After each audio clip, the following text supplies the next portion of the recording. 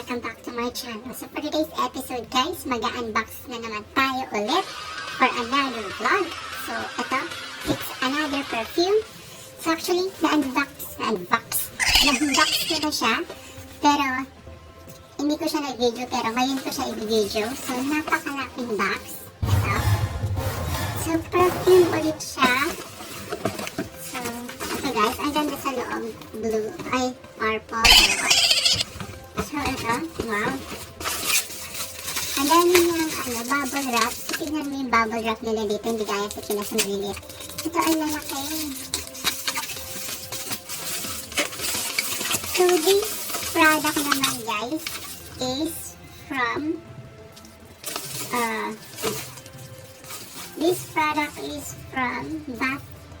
Bath and Body Works. Bath and Body Works. So meron tayong 1, 2, 3, 4, 5.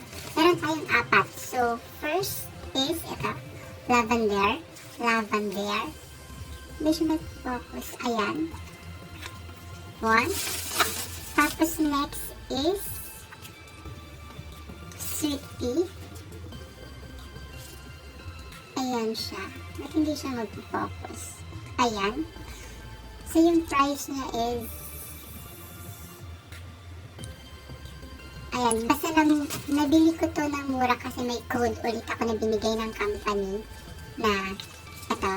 So, ayun. Ito, Japanese Cherry Blossom. Ayan. We have also here, Midnight.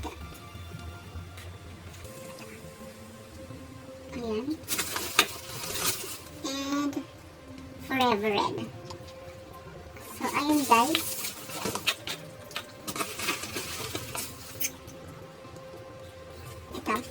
Actually, lima sila. Hindi ko lang siya mahawakan.